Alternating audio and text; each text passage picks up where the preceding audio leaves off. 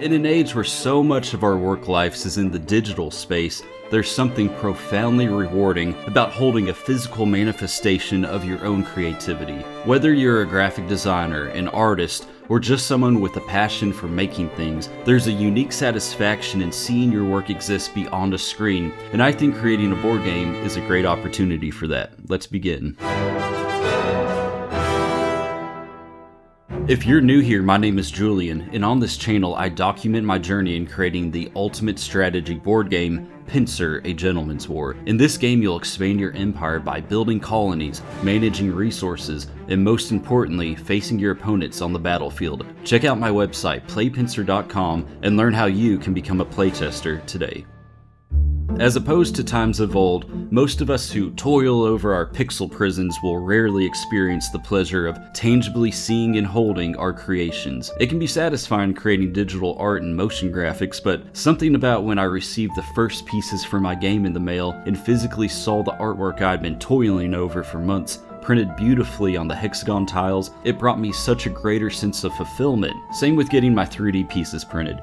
It was just so fascinating to me seeing them in person, beholding this manifestation from the digital world. But even if you don't plan on creating a game, I think every graphic designer should consider having professional prints of their work made, something tangible you can hold. It can be a powerful motivator and remind you why you create in the first place. As a graphic designer or a creative in general, you're obviously by nature a creative person, and that needs to be nourished. A lot of times we can be working on projects for our employment that we aren't necessarily passionate about. That can include the less flattering parts of graphic design. For me, this includes a lot of grunt work I do for project, organizing files, formatting text for print material. I always find that one particularly tedious, but all this can lead to stagnation where we lose our drive and view our work as, well, work. I think whoever you are, having a passion project, something you have complete creative freedom over, will help you from burnout. Something that excites you in the morning. If you don't have that, I think creating a board game is a great starting place. To me, I view it as interactive art. Say you're a really great painter. Well, you can create a great painting and people may admire it for a time, but with a board game, it's something that people have to interface and play with. It's a way to share an experience with others and express something from your own imagination.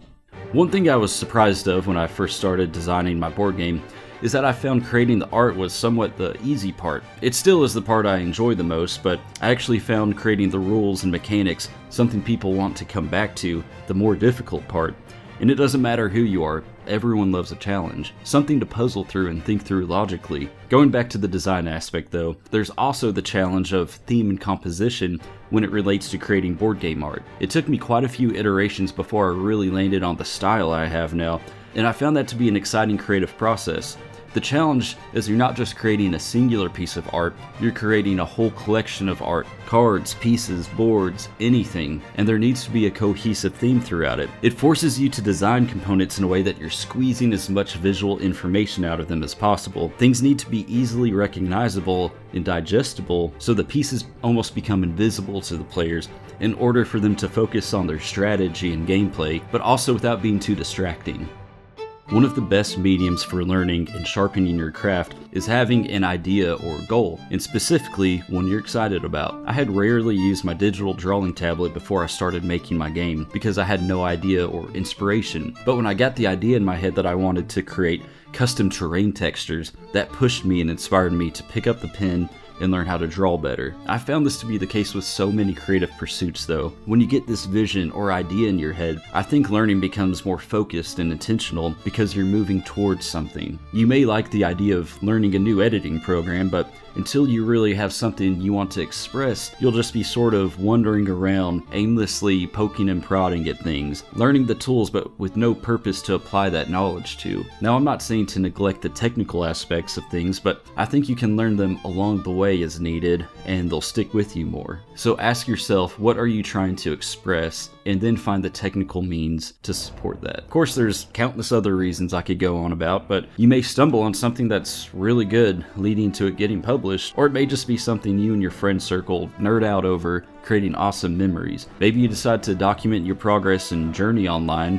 which could be a great way to apply and learn new skills. Overall though, I think it's just endless possibilities for creativity, a truly blank canvas. I found it to be a great passion project that allows me to pour all my creativity into, and something I think might lead to greater opportunities in the future. I wanted to remind everyone and inform new viewers that you can still access and play my game online through the Tabletop Simulator on Steam, and you can learn all about how to access it in the video above or in the description. I'd also ask you kindly to rate it on Steam if you haven't, so we can get even more traction in playtesters. I would love to host another live playtest soon. I'm itching to do it. I think it'll be a lot of fun, so be on the lookout for that. Thank you all so much for the support, and I look forward to seeing you all soon.